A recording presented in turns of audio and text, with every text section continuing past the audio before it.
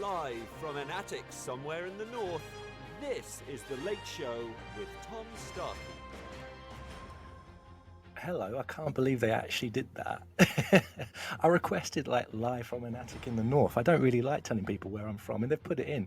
Absolutely brilliant. Thank you very much, Graham. You're an absolute star. So tonight we're talking about trying to source free technology as an alternative to some of the more expensive options out there. Make yourself heard. Come in, make a comment. See if you've got a favourite piece of kit, let me know, and we'll go from there. An attic somewhere in the north. This is The Late Show with Tom Starkey.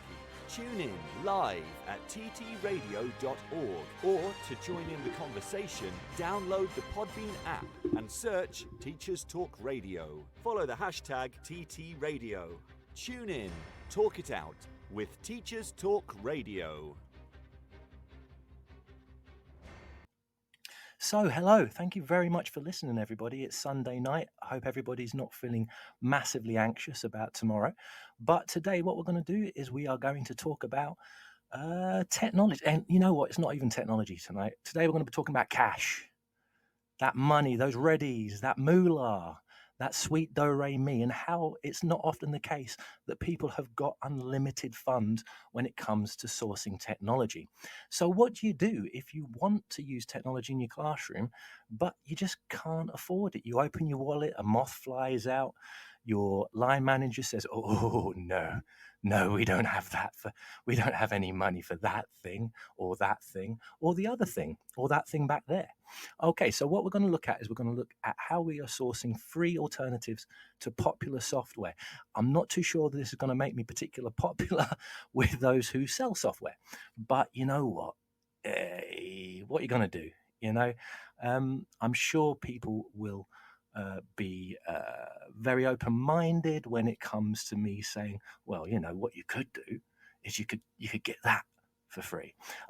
So if you have any comments, if you've got any favorite free software that you like to use in your classroom, have you done a search yourself and found an absolute diamond bit of kit that acts as a really, really good alternative to the things that you might have used if you had the cash? That's what we're looking at today. Once again, big shout out to Graham for sorting out. That's my own personalized introduction. You know, I've made it, darlings. I have absolutely made it. Big shout out to Graham for sorting that out for me. I'm still using my own jingle for Tom's Tech Tips, though. Gee, seriously, I spent ages on that, so that's what we're going to be doing. So we've had some comments already via Twitter. We've had some really, really good suggestions. And so just let me know. You can leave a comment on Podbean live during the show. Please leave a comment on Twitter. You can use the TT Radio account, or you can just hit me up at tstarkey1212. I've got 3 screens going on today, guys. This is it. This is absolutely crazy. I've got Twitter in the corner. I've got my Pod Teacher Radio screen in the middle, and I've got, well, to be honest, I haven't got anything on the other one because I can't fix it yet. But anyway, so we're looking at technology, and we're looking at trying to find alternatives to some of the more recognized but pricey options out there. It's difficult when it comes to budgeting, and it's difficult sometimes when it comes to expense, justifying buying something that may be really, really good, maybe you haven't tried it, maybe you can't afford to try it, maybe you don't want to shell out the money, or you don't want to ask for somebody else to shell out the money. To be honest, that's a bit more likely, isn't it? So what I thought I would do is I would share to you as an honorary Northerner, because you know, unless you're born here, you know, you're never really part of the North. You know, people still say to me, Tom, why'd you speak like that? And I was like, I wasn't born here. Well, it's just an excuse, that, isn't it? Just an excuse. So what we're going to be looking at is we're going to be looking at ways to find alternative technology for free. We're going to be talking about the difference between whether something is free, whether something is freemium. We're going to be talking about my top tips for my favorite free alternatives to more recognized software, and a really, really good website on trying to find that software. That's going to be one of the first tips that we do. We're going to look at all sorts of different things to do with trying to keep your budget down, trying to keep your money in your pocket and still having really, really, really good products, because it's not necessarily the case that just because something is free means that it is a lesser product. Technology is a wonderful thing, the internet is a wonderful thing, and there are some fantastic people out there who have created things that I still can't understand the budgetary model. I keep talking about Audacity. I keep talking about Audacity every single show. Audacity, free to use, brilliant, absolutely perfect bit of kit. And we're going to be looking at other examples today. So let's start. Shall we start with Tom's tech tips today? I think we might do, to be honest, because the tech tips bit kind of leads into the rest of the stuff. So let's do that. Hang on, guys. Here we go. One more time, people. One more time. I sounded like a mid-80s DJ there for a second there. Yeah, all apologies. Sorry. I've had I've had many, many coffees before the start of the show. It is quite late. I don't like to sound too sleepy when I'm doing this. I'm trying to convince the producers that I'm not half asleep and I really do have a plan. It doesn't help when you've had 4 coffees and then you accidentally delete all your show notes around about 2 minutes from the start of the show. Yeah, technology is a wonderful thing, but sometimes there you can come a cropper. So I'm looking at my notes now from my mobile phone, and speaking to somebody who is quite long-sighted, it's going to be a bit of a trip today, people. It's going to be a bit of a trip, but that is okay. So Tom's Tech Tips, the first website I want to talk about is kind of like the gateway to all the other things that I want to talk about. Well, it's my gateway. Well, it's not my gateway. I didn't create it, but it's a really, really, really good resource if you're looking for alternatives for a particular piece of software. If you're looking for alternatives to an Office package, if you're looking for alternatives to the Adobe packages, fantastic pieces of software in their own right, but of course they come with quite a hefty price tag in many different cases. So what do you do if you think to yourself, I want to use something like this, but I can't afford to use that particular program? So what I have been doing, and what I've been doing for the past fair few years, because I am immensely, immensely tight, and not only that, the students who I speak to, they don't have unlimited funds to buy particular technology. So what I try and do is I try to always offer alternatives that are extremely low cost or in fact free. One of the ways that I do that to save myself some time, to make sure that I am not spending hours and hours and hours and hours kind of searching for treasure troves in dark corners of the internet. Who's got time for that? I ain't got time for that. God, I spend so much time on Twitter. I've only got time to do out else. But if we're talking trying to find alternatives to really good software that is in fact really good, one of the best sites that I use is something called alternative2.net. That's ALTERNATIV dot. Sorry, I'll say that again. ALTERNATIVETO.net.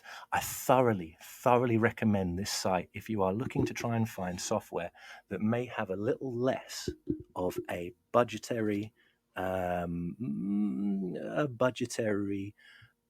huge, massive hole in your pocket if you do decide to buy something.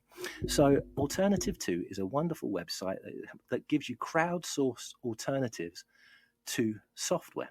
So what you do basically is you think about the software that you want to use but can't afford, or think about the software that has some really good features but you're looking for something in particular, or you just want to have a look and see what else is out there. You want to go a little bit further afield to some of the more recognized products, and you want to see what else is in the market. If you go to alternative2.net, and you basically put the software that you want to find an alternative to. It's genius marketing, people. It's really, really good when it comes to the name of the site. It will find a crowdsourced list of alternative products for the product that you input. Along with those alternatives is commentary about the products and how close they are to the first product that you put in. Some of the really good things about this alternative product, some of the really good things about the alternative bits and bobs. What I really recommend you to do, if you want to go on your own treasure hunt, but you haven't got the time to, dig for dig in lots of sites, find, the coin that will put you to the lost ark with a laser shooting out. If you haven't got time for any of that nonsense, then the first thing that you need to go is go to Alternative 2. Alternative 2, plug in the software that you want to find an alternative to, and have a look and see what's out there. So that's your first port of call. Well, that's my first port of call, and I'm sure other people have got other ways of going about this. But yeah, Alternative 2 is a really, really good, really nicely curated community that tells people about other softwares that are out there that perhaps you may not have considered. And that's really important. It's good to have a wide range and have a look at all these different things to see if there's something that can, something that tickles your fancy, something that might tickle the fancy of your students, something that you might recommend to students that they look at themselves. We know that there's lots of different students in lots of different areas that don't have the capacity just to buy the newest version of something, or the best version of something, or the most recognized version of something. Like I said before, best is not necessarily the case. Yeah, let's get away from that, high price means high quality. It's not necessarily true, guys. Not necessarily true. Sometimes it is, but it's not a given. It's not a rule. So if you've got a student who doesn't really have a load of funds, maybe they want to do a bit of music creation, and you can direct them to Soundtrap. Maybe they want to do a little bit of video editing, and you can direct them to, hang on, here we go.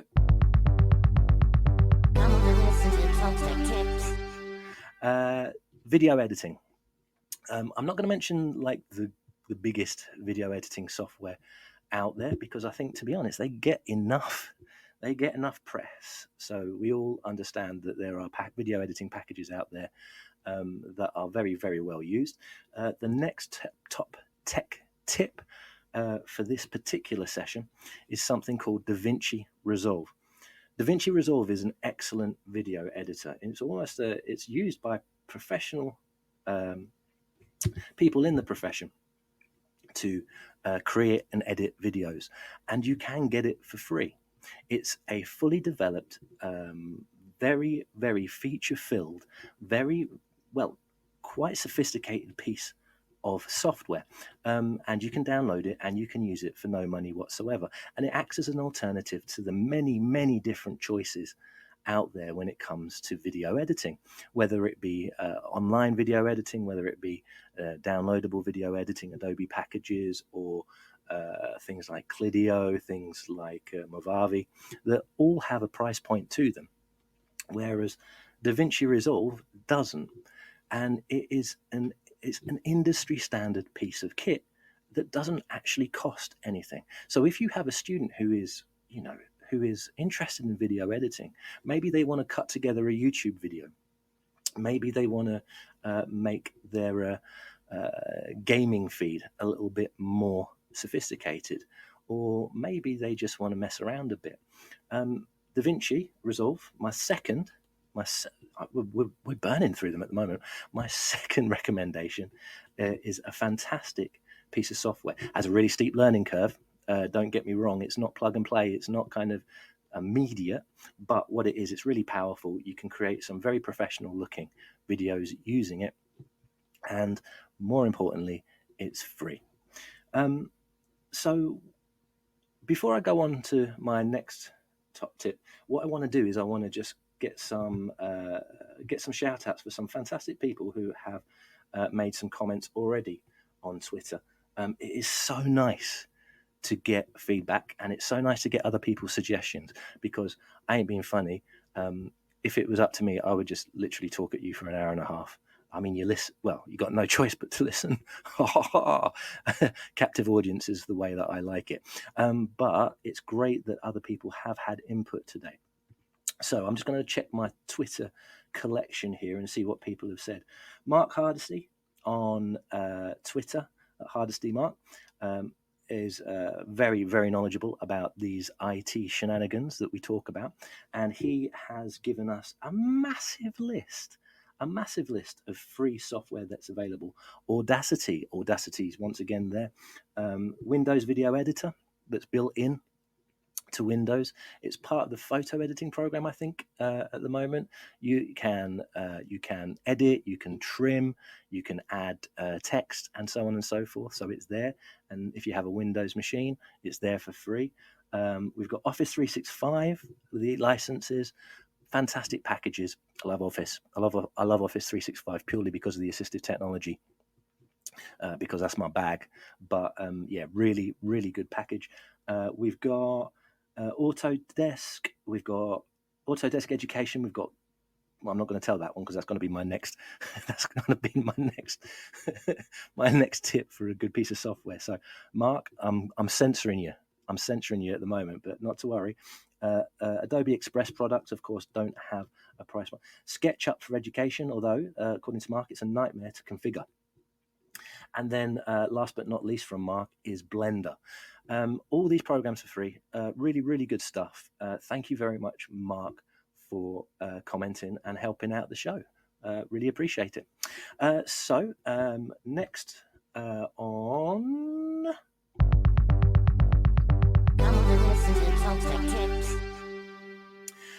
we are looking at something called GIMP. Now, GIMP is or GIMP. GIMP is a photo editing program, much like very famous photo editors, and it does just about anything that you could want it to do. It's free to download, shareware, as it were, and it is just a really, really good alternative. I mentioned it before, but I want us to move away from the fact that if it's free, then it's not as good as a paid product. That's not necessarily the case. Yeah, of course, there may be a lack of certain features. And a bit later on in the show, I'm going to just go through a checklist with you all about kind of what you should do when you're kind of starting out on this journey of finding these wonderful treasure troves of free products. But I want us to try and, step back from, it's paid for, so therefore it's better. There are certain things that paid for programs do come with that are... can be very important in an educational setting, such as such as customer support and updates and so on and so forth. But once again, let's move away. Let's move away from the whole kind of more expensive is better, more money means better product. That kind of let's move away from that capitalist model, guys. I think it's a capitalist model. I don't really know what I'm talking about when it comes to politics, or is that politics, or is that commerce, or is it? It's economics, isn't it? Anyway, let's move away from that kind of thinking, and let's think to ourselves: okay, there are these things available. Let's use them. Let's use them. Let's recommend them to students. Let's ensure that everybody has equal access to some of the things that are out there, and can help them. And that can help them with their own education. I mean, even teachers and educators out there, feel free to use these things yourself. I'm incredibly tight, I'm cheap as chips. I don't like forking out a whole bunch of money for staff if I can help it. That doesn't mean that I just go out and rob things, by the way. That was never proven in court. But it does mean that I like a bargain. I like things that are free, that are of good quality. So hopefully we're going to be talking a little bit more about those things later on. So, program-wise, what have we had so far? We start off with Alternative 2, where is somewhere there where you can find a list of alternative programs to the one that you input. It can save you time and effort to look for particular programs that do the similar things to the program that you put in. Then I have, excuse me, then we recommended, as I bring my tiny notes on my phone up, then DaVinci Resolve for professional level editing, video editing. If you're a media teacher, and you don't know already, I'm assuming that you do, to be honest, because you probably know a lot more about this kind of stuff than I do. But if you haven't heard of it already, check it out. DaVinci Resolve, absolutely brilliant video editing software. And then the next one is GIMP, which is a photo editing or image editing piece of software, which is really, really good, really kind of almost subtly powerful. Doesn't really wear its kind of power on its sleeve, to mangle an analogy there, but it does a really, really good job if you want something. An image editor or a photo editor does exactly what it says on the tin. So those are my first two recommendations. What I'm going to do at this very moment in time is I am also going to let you have a look. Oh, sorry, let you have a look. You're not looking at anything. This is podcasting. You don't see anything. Although, to be honest, I did buy a bunch of LED RGB lights kind of a few days ago. So if any of the producers want me to actually do a live video feed, I'm not spending that money to have nobody see it. So, you know, I'm there. As long as I can like kind of get funding for makeup and those like really, really nice ring lights that kind of take away the massive bags under your eyes. I'm there. But for the moment, let me stop yammering on. Excuse me, and let's have a bit of the news.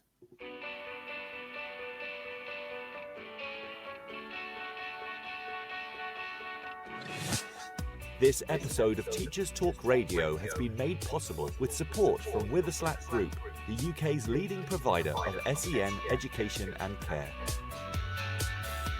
They're here to support you too through an ever-growing offer of free resources, including webinars, podcasts, articles, and events aimed at supporting teaching professionals like you. Visit their website at www.witherslackgroup.co.uk to find out more. Are you looking to take your phonics practice forward? Then Little Wandle Letters and Sounds Revised is the programme for you. Created by two schools with an excellent track record in phonics, Little Wandle Letters and Sounds Revised will help all children become readers and ensure no child is left behind. The programme offers complete support for your phonics teaching, alongside classroom resources and fully decodable readers from Collins Big Cat. To find out more, follow @LettersSounds on Twitter, Facebook and Instagram, or join a free briefing by visiting littlewandlelettersandsounds.org.uk. Introducing Bulb. With evidence-based learning at the forefront of education, let Bulb digital portfolios help reshape your educational practice. Bulb helps teachers teach and learners learn. Bulb is an easy-to-use, fully accessible digital platform that captures students' digital learning assets in one place, allowing them to evidence their learning and reflect on their growth. Our dedicated team of education specialists are on hand to ensure that Bulb fits seamlessly into all of your teaching practices. Come take a look and get a free account at bulbapp.com. If you're listening to this, then we know we share one thing in common: a passion for the type of outstanding education that every child deserves. That's what makes us the leading provider of specialist education and care. We need people like you to help us achieve even more. With us, you'll be given all the resources and support you need, offered a clear path to career progression, and be rewarded with some of the best salaries and benefits the industry has to offer. We are Witherslack Group. If you'd like to find out more, we'd love to hear from you. Visit www.witherslackgroup.co.uk/careers and be part of our future.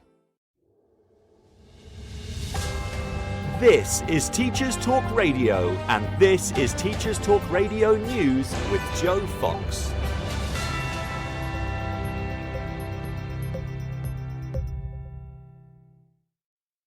A report in the Evening Standard covers the news that Eton College will open state sixth forms in towns in the north of England and the Midlands. The schools will be opened in Dudley, Middlesbrough and Oldham, and will help students to get into Oxbridge and other top universities. The three areas are included in the list of 55 education cold spots that have been targeted for additional support by the government's Levelling Up agenda. It comes as part of a partnership with Star Academies. Higher achieving pupils at GCSE who are from poorer backgrounds will be encouraged to gain top A-level grades. Eton will bid in the next wave of the government's Free Schools programme, with colleges expected to welcome their first pupils in 2025. In the Gambia, UK-based charity Binti Period revealed its plans to introduce menstrual pads into the Gambia so that all girls have access. The charity believes that this would further ensure that girls do not drop out of school during puberty. In a meeting with the First Lady of Gambia, the charity also explained how it had embarked on a programme to train 100 teachers in the Gambia on menstrual education. The objective is to smash the stigma and shame attached to menstruation, but the training also covered other issues including polygamy, FGM and sexual grooming. Online lessons are to be made available to 100,000 refugee pupils, said Education Secretary Nadeem Zahawi. He was speaking at the Association of School and College Leaders annual conference in Birmingham. He stated, "We are working with schools to ensure that the tens of thousands of Ukrainian children we will welcome to our shores will have a place in our education system." The lessons will be made available through Oak National Academy via an auto-translate function available in both Ukrainian and Russian. Matt Hood, principal of Oak National Academy, said, "The work we have done to make Oak's lessons available in Ukrainian is only a tiny contribution to this crisis, but it is a tool that may help them re-establish some sort of routine once they reach safety." Finally, this week saw the annual recognition of International Women's Day, but A Story in Schools Week reports that many colleges have had to defend themselves after a Twitter bot called them out for hypocrisy. Organisations across the UK came under fire after the Gender Pay Gap bot retweeted their posts honouring the day with details added about their figures on women's median hourly pay compared to men's. Numerous colleges fell victim, with some deleting their original posts. In response, some colleges have said that context should be considered. For example, Furness College in Cumbria, where women's median hourly pay is 32.4% lower than men's hourly rate, told FE Week that their gap was high because a large number of female staff are in lower skilled jobs. The Fawcett Society campaigns to close the gender pay gap and agrees that the divided labour market, where women are still more likely to be in low-paid and low-skilled jobs, is a reason for the gap, but says that inequalities and discrimination in the labour market must be reduced if things are to improve. This has been your Teachers Talk Radio Weekend News with Joe Fox. This is 2 Minute Tech with Steve Woods, your tech briefing on Teachers Talk Radio. Hello, this week I'm going to talk timers. After being challenged to make a timer with shapes in PowerPoint, I thought I'd throw out a quick tip for the most common presentation software used in teaching: Microsoft PowerPoint and Google Slides. The easiest way to add a timer is embedding a YouTube timer video. In Google Slides, it's easy. Simply click on the Insert menu and select Video. You'll then be given the option to search YouTube. If you didn't know already, YouTube is full of timer videos. So type in the timer you want, for example 5-minute timer, and you'll be given a list of videos to choose from. Select the one you want and it will embed. Finally, use the video format options to determine whether you want it to play on a click, start automatically or manually. Job done. You can also do this in PowerPoint, but you'll need to search YouTube first to find your video, as you'll need the video's URL. If you're not a geek, that's the big long www address. Now you've got the address, select Insert, Video and Online Video. Paste in the address and it will embed. Again, you can decide how it plays back in the playback menu. For both these methods you need to be connected to the internet for them to work, but usually you will be. For this week's visual version, I'll retweet my example of the shape timer from last week and add a short tutorial demonstrating the methods I've just described. So don't forget to check out the TT Radio 2022 Twitter feed. I'm Steve Woods and that was 2 Minute Tech. 2 Minute Tech with Steve Woods, your tech briefing on Teachers Talk Radio.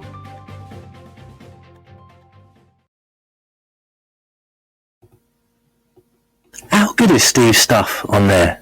It's just an embarrassment for me. I just drone on for an hour and a half, and Steve is giving you some golden tips there, absolutely golden tips about your presentations. To be honest, if I was going to put a timer on my presentation, it wouldn't be for anybody else. It would be for me. I'd be like, overrunning is an absolute pain in the unmentionables when it comes to the classroom. Anyway, okay, so we've had a look at we've had a look at 3 really, really good apps at the moment. And the last one I'm going to talk about is probably my favorite and is very, very important when it comes to the aforementioned YouTubing, mass media, and so on and so forth. So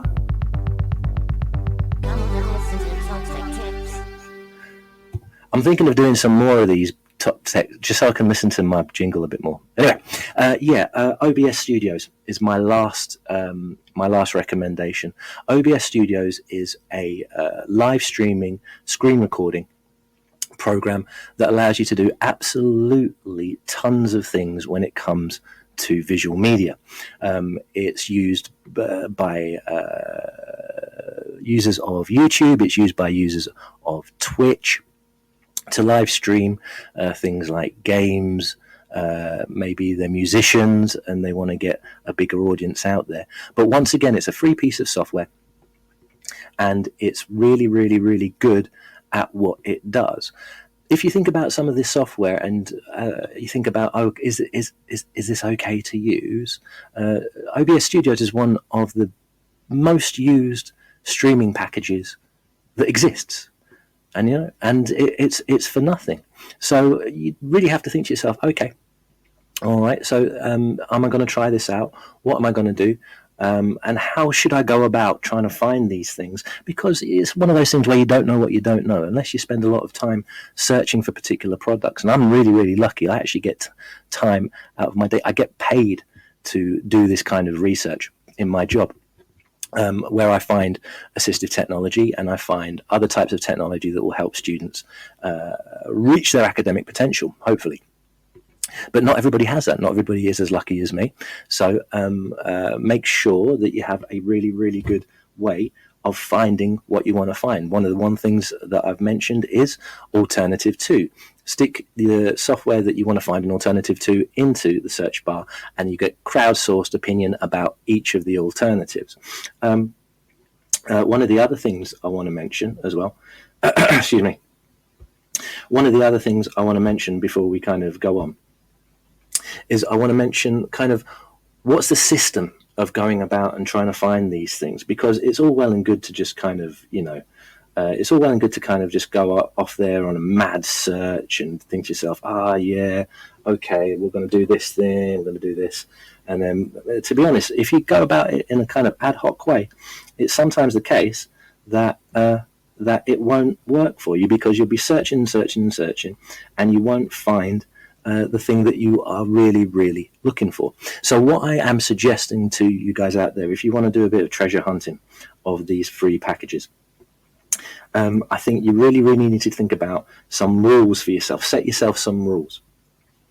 So the first rule you need to think about is, does this free package, does this free program, does it offer the same functionality or the functionality that I need in comparison to perhaps one of the industry leaders?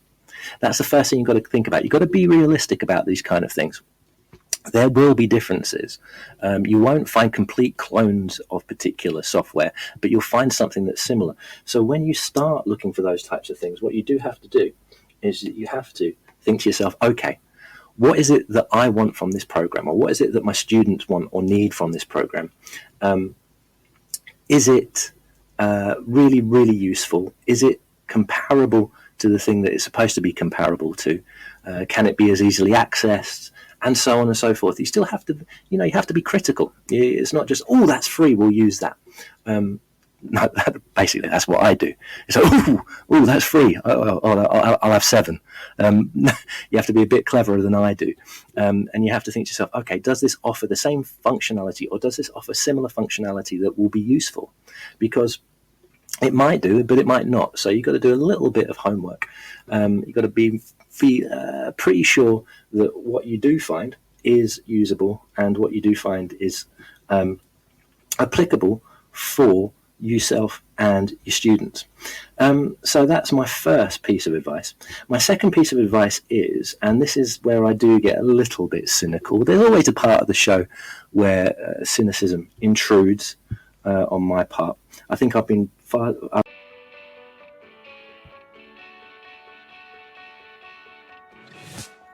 This episode of Teachers Talk Radio has been made possible with support from Witherslack Group, the UK's leading provider of SEN education and care. They're here to support you too through an ever-growing offer of free resources, including webinars, podcasts, articles, and events aimed at supporting teaching professionals like you. Visit their website at www.witherslackgroup.co.uk to find out more. Are you looking to take your phonics practice forward? Then Little Wandle Letters and Sounds Revised is the programme for you. Created by two schools with an excellent track record in phonics, Little Wandle Letters and Sounds Revised will help all children become readers and ensure no child is left behind. The programme offers complete support for your phonics teaching, alongside classroom resources and fully decodable readers from Collins Big Cat. To find out more, follow @LettersSounds on Twitter, Facebook and Instagram, or join a free briefing by visiting littlewandlelettersandsounds.org.uk. Introducing Bulb. With evidence-based learning at the forefront of education, let Bulb digital portfolios help reshape your educational practice. Bulb helps teachers teach and learners learn. Bulb is an easy-to-use, fully accessible digital platform that captures students' digital learning assets in one place, allowing them to evidence their learning and reflect on their growth. Our dedicated team of education specialists are on hand to ensure that Bulb fits seamlessly into all of your teaching practices. Come take a look and get a free account at bulbapp.com. If you're listening to this, then we know we share one thing in common: a passion for the type of outstanding education that every child deserves. That's what makes us the leading provider of specialist education and care. We need people like you to help us achieve even more. With us, you'll be given all the resources and support you need, offered a clear path to career progression, and be rewarded with some of the best salaries and benefits the industry has to offer. We are Witherslack Group. If you'd like to find out more, we'd love to hear from you. Visit www.witherslackgroup.co.uk/careers and be part of our future. Hey, hopefully we are back. Let's see if I am actually just speaking to people or I'm talking into the ether, which is very much like my teaching career, by the way. So we stopped at Tom's Tech Tips recommendations, and we are looking now at what can you do, what's your plan when you are looking to try to source free technology. Talked about making sure that you are making sure that you have all the things that you need, or have a list of the things that you want from this technology. Have a list of the things that you want from the actual paid for version, and do they compare? The other thing I want you to think about also is just be careful of the terms and conditions. Have a look to see if you're not paying too much when it comes to the information that's being taken from you for using the app. That's always a problem. Well, it's not always a problem, actually. That makes it sound really, really dodgy, and it's not. The third thing I want you to think about is it actually free? There is a difference between a product being completely free and a product being freemium. I'm freemium really, it doesn't so much annoy me, but it just seems a little bit grubby.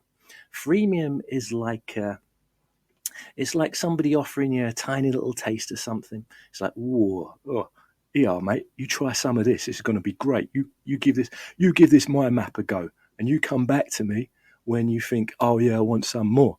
It's akin to drug dealing.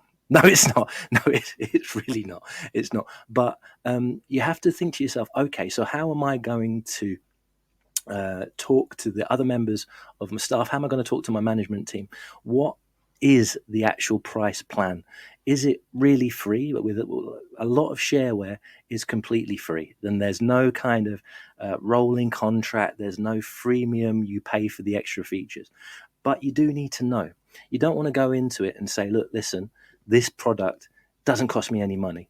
And then, 6 months down the line, you realize that you have to pay an extortionate amount when it does not start working.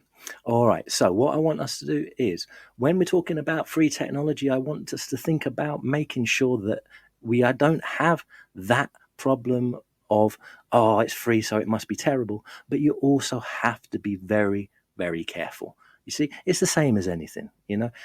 In some cases, there is such a thing as a free lunch.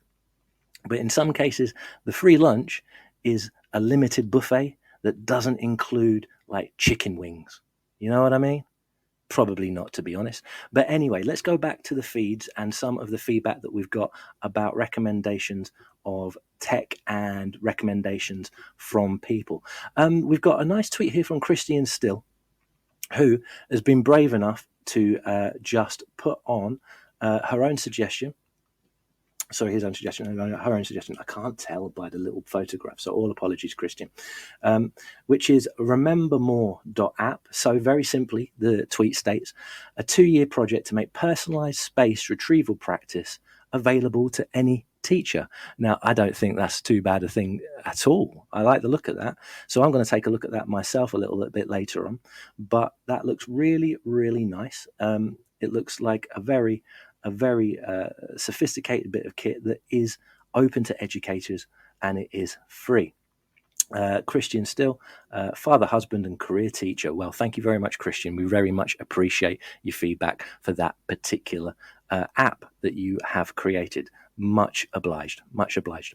Okay, so, and then in regards to free technology, in comparison to paid for technology, there is something else that we have to think about. Is the use of technology necessary? Sam Barry, Mr. Sam Barry on Twitter, he states, we couldn't afford to update the iPads for a stop frame animation app, so we drew on tracing paper, onion skinning, took photos, and then scrolled through the camera reel to play. Sorry, is this too budget for you? No, Sam, that is absolutely brilliant. That's genius. That's absolute genius. When we're talking about budget, we are talking about using what we have.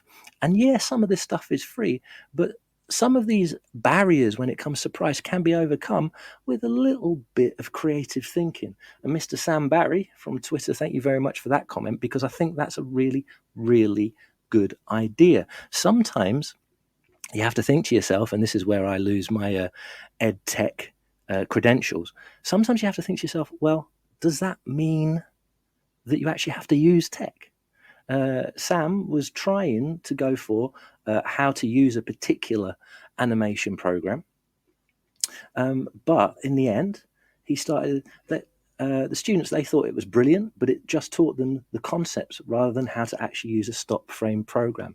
But you know what? Learning the concepts of stop frame animation is in itself something that is really, really important and really, really creative. And Sam, kudos to you, because you came up with a really good way of doing it. So well done, you, Sam.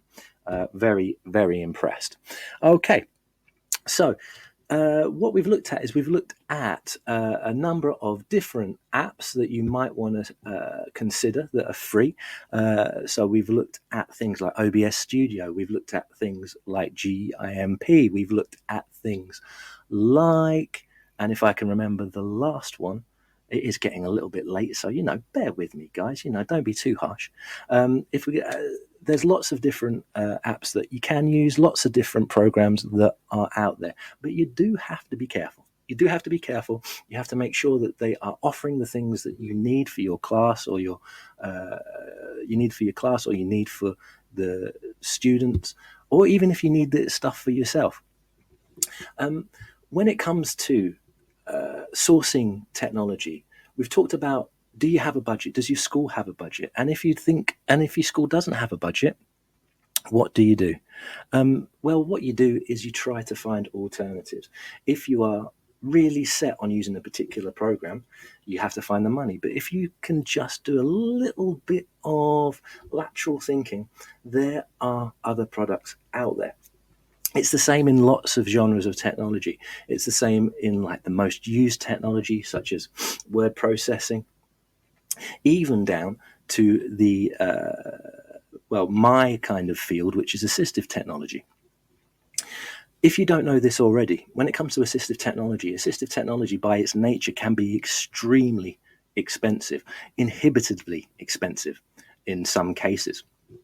And without extra funding, such as the Disabled Student Allowance funding, sometimes students can't afford some of the packages that are recommended, some of the really, the industry leaders, as it were.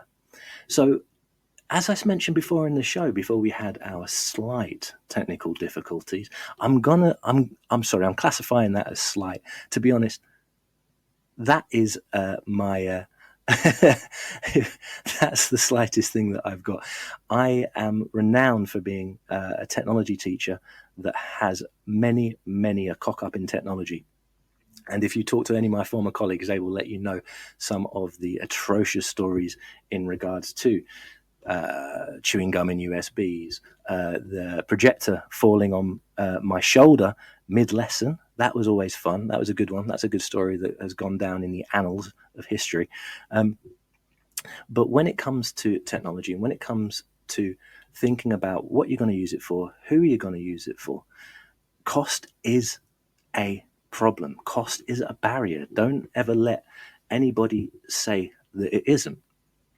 One of the things that I do is I recommend free technology. The other thing that I do is that I talk to companies themselves and say, listen, we really like your product.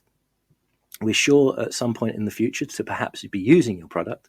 Can you throw us some free licenses? I'm not proud. I'm not proud at all. If I think a particular software is going to help a student, after I've had a conversation with them, I will beg, borrow, and steal to see if I can get that particular software to that particular student. But as I mentioned, assistive technology is incredibly expensive due to the small market or relatively small market when it comes to that particular technology. So, for instance, industry leaders in assistive technology have usually been industry leaders for time, for an absolute age. And sometimes it's a case of trying to find money for a particular program, but sometimes it's a case of looking further afield. This is one of the things that I want, if you do take anything away, apart from, the incredible technical difficulties and the gap in the show, it is that if you look for something, you might well find it. That is not. That's the worst piece of cod philosophy I have ever given my audience, so apologies about that. But what I mean is this. The technology does exist in many different forms. So for instance, in assistive technology, we have speech to text, we have text to speech. And it used to be the case 10 years ago that you didn't have an option. You had to get the thing that was there. But now there's lots and lots of different iterations, lots of different programs that are available. And it's the same with any kind of education technology or any technology that's used in an educational setting, because it's not all ed tech. It's some of the things that we use are not necessarily just created for schools, but they can be extremely useful. But if you look a little further afield, you can find things that are quality, that are free, that are at least extremely low in cost in comparison. And I think sometimes it takes a little bit of tinkering, and sometimes it takes a little bit of bravery to kind of go outside that model of what's accepted as quality, what is going to be an easy sell when it comes to buy-in of particular technology. I mean, the scenarios that I'm thinking about when it comes to replacing fairly expensive. Let's not beat around the bush. Some of this stuff is fairly expensive. The scenarios that I'm thinking about when it comes to ensuring that people get a chance to use these particular products is about like recommendations to students. Teachers always looking to engage their students, always looking to try and find ways to, for want of a term, to build relationships with their students. If you can guide a student to a piece of free technology about either their interests or something to do with their academic life or something like that, it's only going to be a bonus. And with free technology, you can do that without any personal cost to yourself. Because I know that there are teachers out there who spend an absolute fortune when it comes to equipment because there isn't a budget for that equipment immediately there. So when we think about these things, what I'm thinking of and what I'm kind of the scenario that I'm thinking about is, pointing a student towards OBS, pointing a student towards GIMP, pointing a student towards something that's free, easily accessible, and the student can just, go nuts with it. A lot of students will know a little bit more about this kind of stuff than teachers. That's not as common as I think people make out. I'm going to do a show a little bit later on about the digital native myth. I've talked about it a lot on these shows because it really grinds my gears. This kind of assumption that a student will know a lot more about technology is one that is patently false. And if you spend any time, if you spend any time with students, you know that that's patently false, because students know about certain things in certain areas, but sometimes it takes a little bit of searching. It takes a little bit of research to find something that they might think, oh my goodness me, this is amazing. People don't necessarily think that there are products out there that are for free. A lot of that is to do with marketing. The marketing of the more recognized products. They have the budget to advertise, whether it be those annoying YouTube advertisements that come up before your cat playing piano videos, or whether it be in more general terms.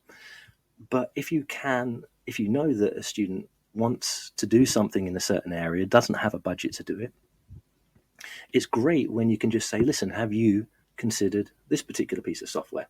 And I've done that a number of times.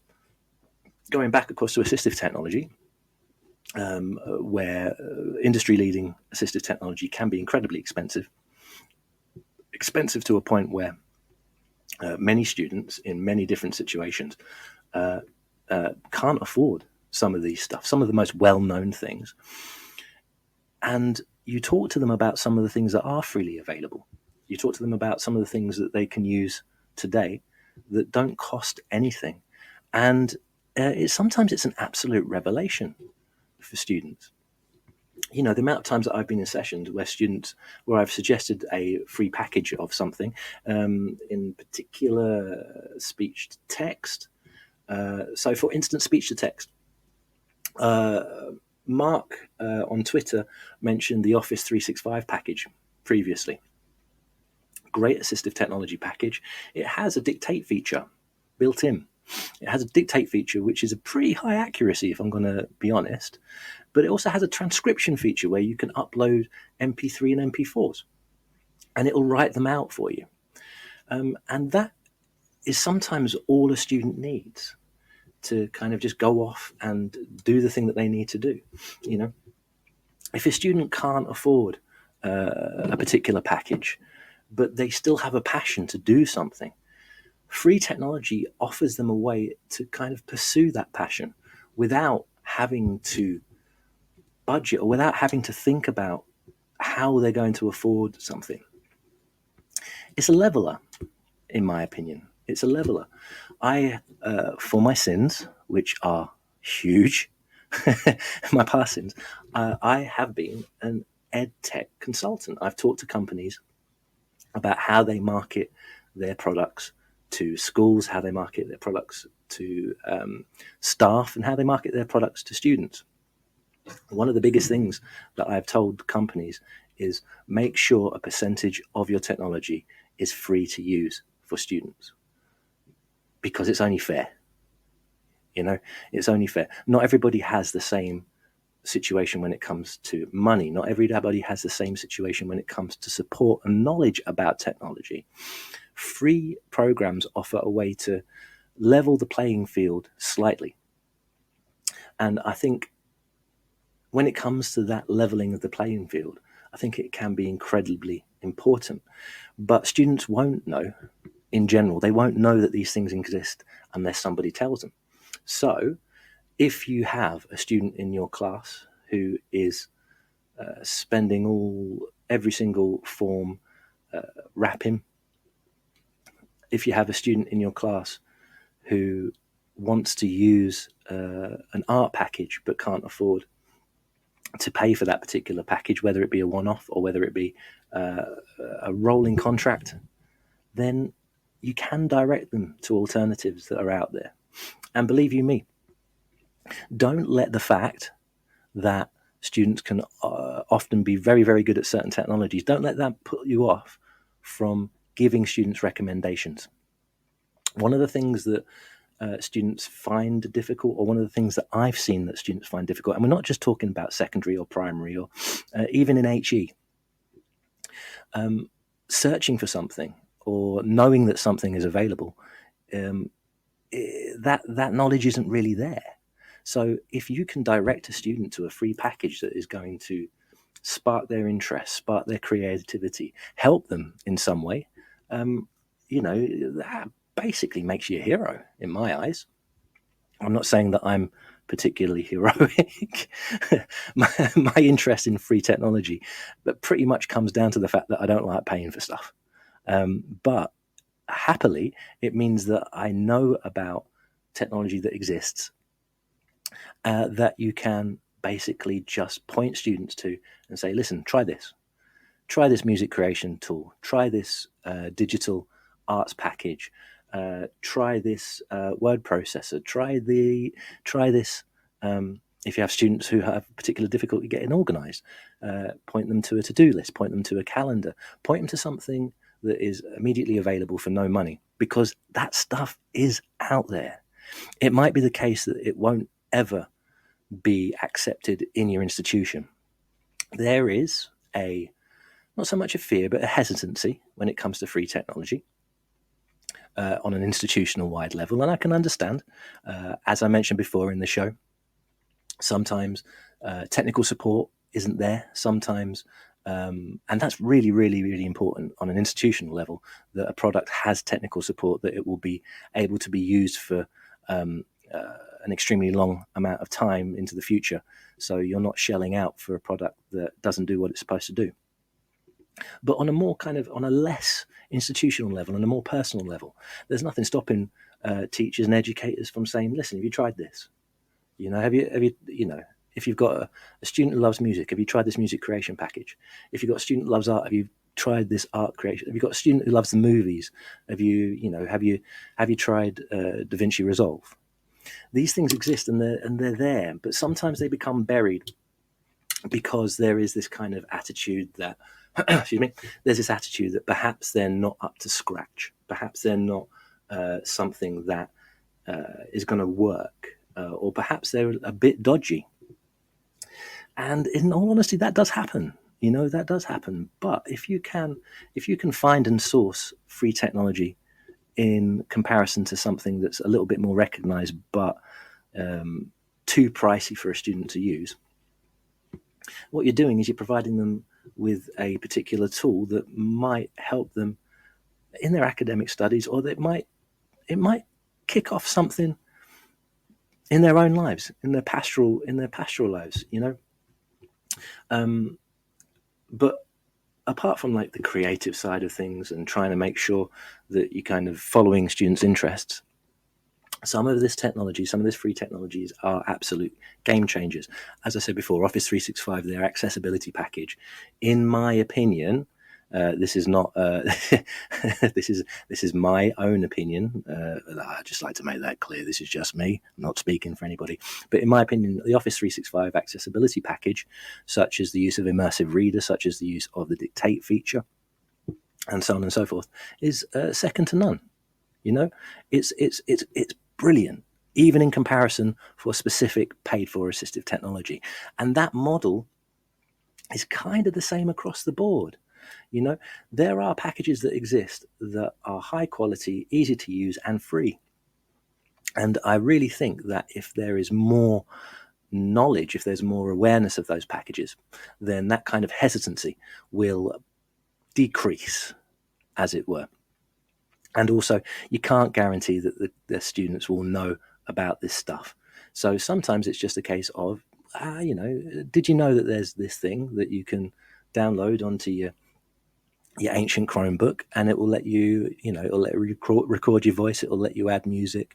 Did you know that there's this free Beats machine that you can just use as a backing track when you're incessantly, without pause, rapping when somebody is trying to take the register, that kind of thing. But you see, you get what I mean. One of the jobs that we do as educators is that we try to provide tools for students. But in the case of technology, those tools can often come with a price point, and that's a barrier for many students in many different situations. So, do your students a favour, point them in the right direction. At the end of this session, I'm going to, in the description for the download, I'm going to put all the technology that I've talked about in this particular session, the first part and the ad hoc second part that we've got going on at the moment due to our technical difficulties. Because, you're spreading the word, and if you spread the word, sometimes it can really, really benefit students, and also it can really benefit educators as well. Once you come across something that's really, really good, it's a fantastic thing. I use for writing, for planning, I use free technology.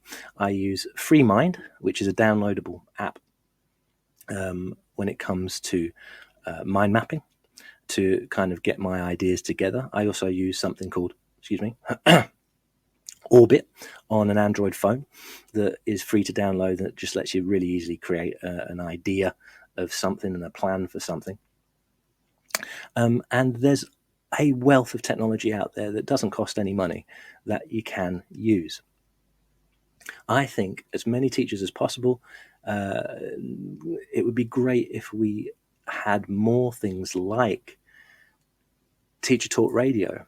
It would be great if we had more creators. I know everybody is so time poor and so tired at the moment, and this is probably not the best time to be mentioning, finding technology to help you create, to help put your view across. But I do think it's that important, and it doesn't mean that you have to shell out for loads of different things. I have a terrible habit of maybe having a couple too many drinks on a weekend and then going on Amazon and buying. Well, up here in the attic in the north, I've got 1, 2, 3, 4. I've got 3 LED lights. I don't know why, but that's quite a large cost. But it doesn't have to be like that. It doesn't. You don't have to. When it comes to technology, you don't have to have an initial outlay to do some really, really good stuff. Whether that be photo editing, whether it be music creation, whether it be writing. It doesn't necessarily have to be an issue in regards to money. And I think that's something that institutionally people are a bit hesitant. And I can understand why. As I said before, sometimes if you're not paying for a particular product, you'll be paying in information. And that, when it comes to GDPR issues, when it comes to safeguarding issues, that means that it's not viable in schools, or it's not viable in certain places. But it is viable in conversations with students. Have you had a go at trying this? Have you tried this? Have you downloaded this particular thing? Oh, and then you find this conversation where, oh, you can download free thing. And I was like, yeah. I was like, isn't that stealing? No, these are absolutely free to use tools that are really good standard. Audacity is the gold standard when it comes to this kind of thing. I've mentioned it before, but OBS is fantastic. And there's all sorts of different things out there, and there's all sorts of different things that can help. And that's across the board when it comes to subjects. It's across the board when it comes to whatever educational institution you may be working in, whether it be primary, whether it be secondary, whether it be HE, whether it be FE. These things can help. They can help. They can help foster passion. They can help when it comes to trying to think of, trying to plan, trying to ensure that you know what you're doing on a day-to-day basis. It can help when you just want to create a piece of art. And I think sometimes when it comes to technology and creativity can sometimes be at two opposing points. And one of the reasons why they're opposing is cost. I told you we'd be talking a lot about cash. Well, I'll be talking a lot about cash today. It's very, very easy to say, oh, anybody can be creative. Anybody can create something. Well, yeah, anybody can, but it sometimes helps if you've got a bit of money to pay for something. Let's not pretend that it's a completely level playing field when it comes to these type of things. But when it comes to free technology or technology that is alternative to pay technology, then it does do a little tiny bit when it comes to leveling the playing field, because it's not just about being able to create. It's about having access to the tools that allow that creation to be easier, or allow that creation to be better, or allow you to do certain things that mean that you can create, as it were. I mean, I'm talking about creation a lot because when I talk about this free technology, it's often linked to things like creation of media. It's often linked to pictures. It's often linked to video. But as I said, it's the same in any type of sphere. It's in the same as any type of subject. There are things that are acceptable or have been accepted to use when it comes to technology, but there is a wealth of apps, programs, advice, ways to find the technology. As I said, if you want to start on this journey, it's really, really good that there are certain sites like alternative2.net where you plug in what you want to find and it comes up with crowdsource. And I think crowdsource is important because when it comes to free technology, the only real opinions that are worth anything are users' opinions. So when it comes to that kind of thing, there are ways to source products that mean that you don't have to shell out. You don't have that particular barrier in regards to getting started, in regards to kind of making a movie, making a video. The glorious Tom Rogers says, how do you judge the tech? Is there a review site for free stuff? Alternative2.net has reviews of that particular site, both in, is this comparable to the thing that you want to use, and also, is it good? So yeah, it's like a Trustpilot. Yeah, it's like a Trustpilot for free technology, or Trustpilot to alternative technology, because some of the suggestions aren't free, but a lot of the suggestions that are given are free, because strangely enough, there's quite a big interest in free things. It's not just me as an honorary northerner. No. There's quite a big interest in regards to free technology and free ways that you can put yourself on a bit more of a level playing field. So I'm just going to go back to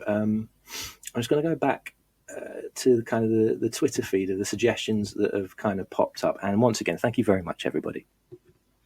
It's really, really nice to have people chiming in. It really is. Makes my day, really, because it's very strange here in my quiet attic room, speaking to who knows what, or speaking to nobody a little bit earlier on in our show. But it's really nice to have people's opinions as to what's good, what's not. And I think what I want to do is I want to end with Sam Barry. Thank you very much, Mr. Sam Barry from Twitter, about using a certain amount of creativity to make sure that students have an option to do something that perhaps they wouldn't have if they had to pay for a particular product.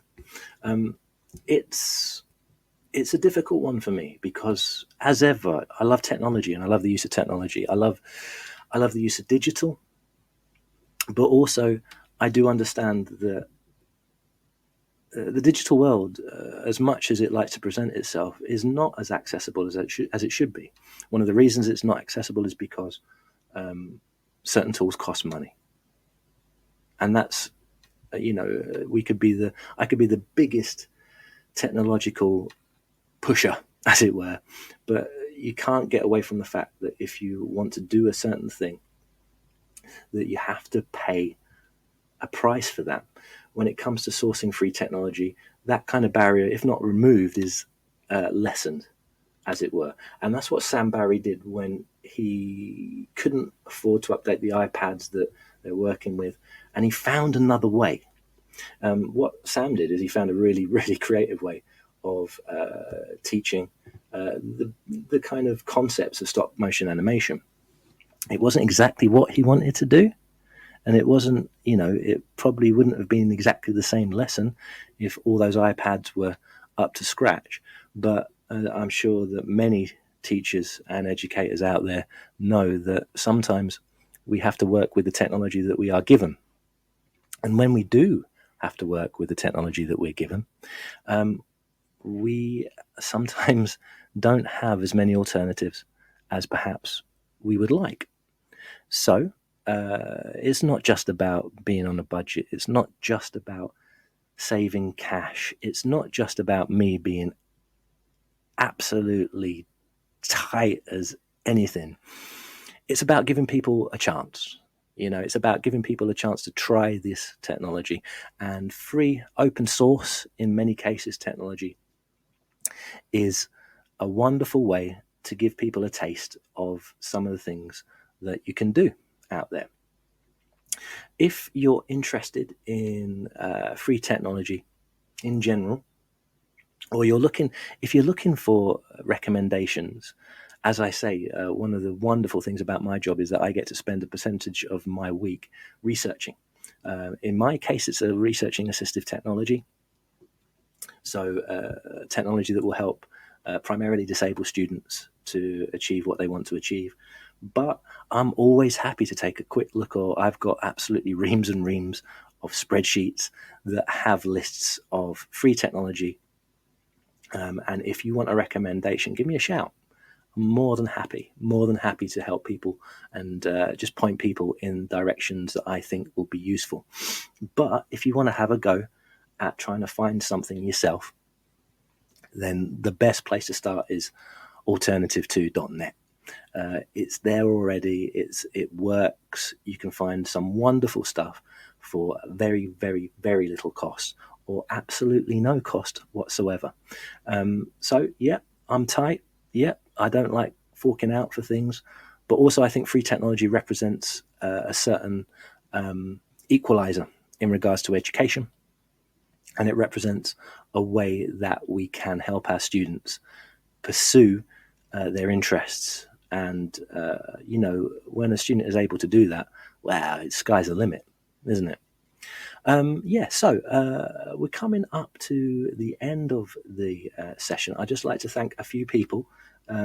Thank you very much, Tom, for helping me deal with the technical issues halfway through the show. Much appreciated. Big up. Thank you very much for Graham for that fantastic intro. Now that I can tell everybody that I'm actually sat in my attic whilst I do these shows, I would love to say that I've got a wonderful studio set up. But to continue the theme of free and cheap technology, I'm using a Renew PC that's 12 years old. I've got one screen that cost me £7 from a charity shop, and another screen that I got out of Skip. So I'm trying to live what I preach, as it were. But as I say, thank you very much to Sam Barry. Thank you very much to Christian Still. Thank you very much to Mark Hardesty for getting involved. Really appreciate the feedback. Thank you very much to all the live listeners. Once again, apologies for the technical difficulties, but the gods are ironic, aren't they? If anybody's going to have technical difficulties, it's going to be the fella that is yammering on about technology, isn't it? Because I do believe that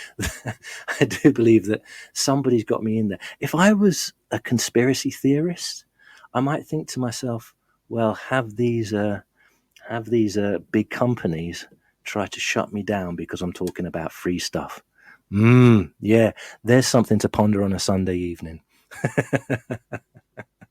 Yeah, because I'm sure they're all listening.